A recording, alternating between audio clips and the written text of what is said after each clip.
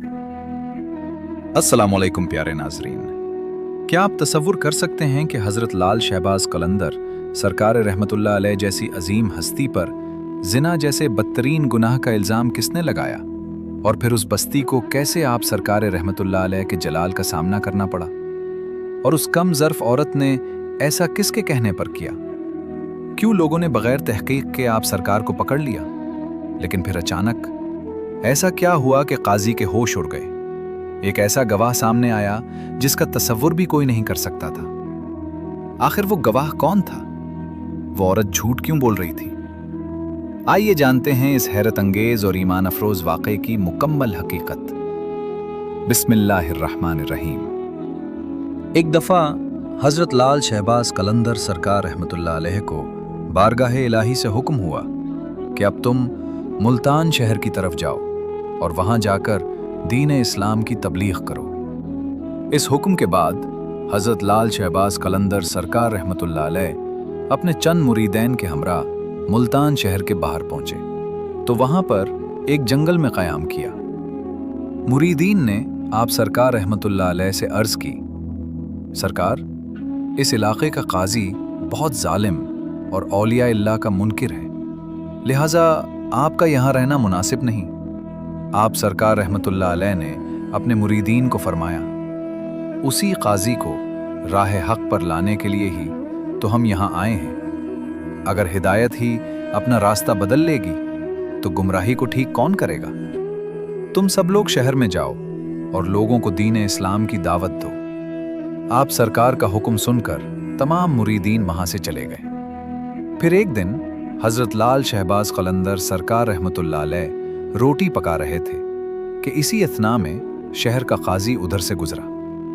उसने जब आप सरकार को रोटी पकाते हुए देखा तो बड़ी बेअदबी से कहने लगा, ये रमज़ानुल मुबारक का महीना है, तुम्हें नहीं मालूम कि रमज़ान में सरेआम खाना पकाना बहुत कबीरा जुर्म है और तुम रोटी पका रहे हो?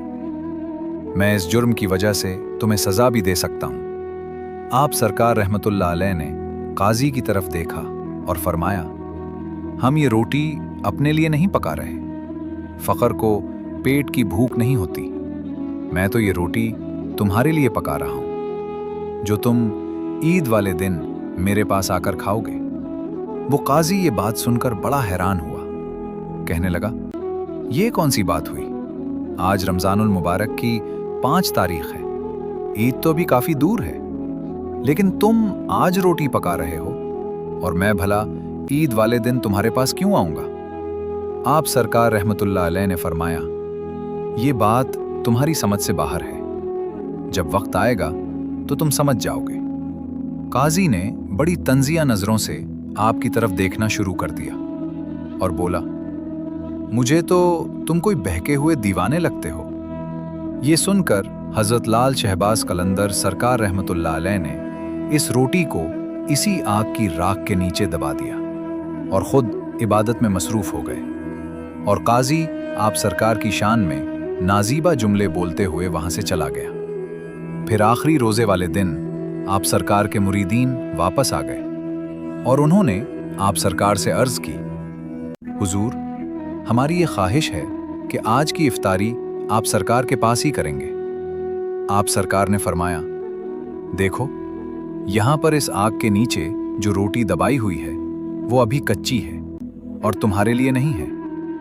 इफ्तारी में भी काफी वक्त बाकी था, इसलिए आपके साथियों में से कोई पानी लाने के लिए निकल खड़ा हुआ तो कोई जंगल से लकड़ियां इकट्ठी करने के लिए चला गया।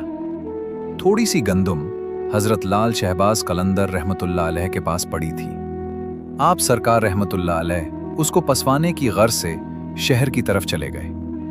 इन दिनों ये रिवाज था, घरेलू औरतें थोड़ा सा मुआवजा लेकर दस्ती चक्की से गंदुम पीस दिया करती थी। हज़रत लाल शहबाज कलंदर रहमतुल्लाह अलैह गंदुम पिसवाने के लिए फिरते फिराते एक घर के पास पहुंचे, जहां पर घर के अंदर एक औरत गंदुम पीस रही थी। उस औरत ने हज़रत लाल शहबाज कलंदर रहमतुल्लाह अलैह को देखा तो आपके हुस्न जमाल की ताब न ला सकी और आप पर फिदा हो गई। हालांकि वो औरत शादीशुदा थी, मगर फिर भी उसकी नीयत में फितूर आ गया। वो औरत बुरी नीयत से उठी और दरवाजे पर आकर आप सरकार से कहने लगी, हुक्म कीजिए मोहतरम, क्यों यहाँ पर खड़े हैं? आप सरकार ने गंदुम उस औरत के हवाले कर दी। वो औरत गंदुम पीसने लगी और गंदुम पीसते हुए ललचाई हुई नजरों से हजरत लाल शहबाज कलंदर रहमतुल्लाह अलैह की तरफ देखने लगी और मुस्कुराकर आपको अपनी तरफ मुतवज्जे करने की कोशिश कर रही थी। आप सरकार ने औरत की तरफ बिल्कुल तवज्जो न की और सर झुकाकर अल्लाह ताला का जिक्र करने में मसरूफ हो गए। जब उस औरत के जब्त का बंधन टूटने लगा तो हजरत लाल शहबाज कलंदर रहमतुल्लाह अलैह औरत की इस दर्जा बुरी नीयत को देखते हुए उठे और गंदुम वहीं पर छोड़कर घर के दरवाजे की तरफ लपके। वो औरत फौरन समझ गई कि ये दरवेश हाथ से निकलने वाले हैं। चुनाचे उसने आगे बढ़कर आपका दामन पकड़ लिया और जबरदस्ती करते हुए आपसे कहने लगी, अगर तुमने मेरी बात न मानी तो मैं शोर मचाकर तुम पर इल्जाम लगा दूंगी। हजरत लाल शहबाज कलंदर सरकार ने उस औरत को समझाते हुए कहा, तुम एक शादीशुदा औरत हो और तुम्हारे लिए अपने खवंद के अलावा किसी गैर मर्द की तरफ बुरी निगाह से देखना हराम है। मुझे गुनाह की तरफ रग़बत न दिलाओ। लेकिन उस औरत पर शैतान पूरी तरह गलबा किए हुए था। वो अपनी शैतानी हवस में खोई हुई थी। उसने जब ये देखा कि आप किसी तरह भी उसके काबू में नहीं आ रहे हैं तो उसने गुस्से में आकर शोर मचाना शुरू कर दिया, बचाओ बचाओ।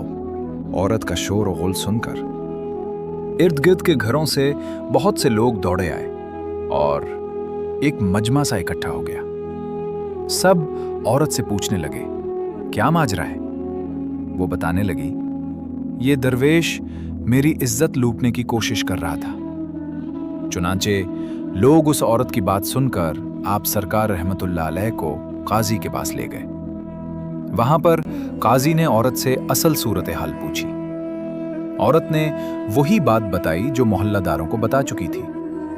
अब काजी हजरत लाल शहबाज कलंदर रहमतुल्लाह अलैह की तरफ मुतवज्जे हुआ और कहने लगा, तुम तो वही दरवेश हो जो मुझे उस जंगल में मिले थे और तुम पर इस औरत ने बहुत बड़ा इल्जाम आयद किया है। तुम इसके जवाब में क्या कहते हो?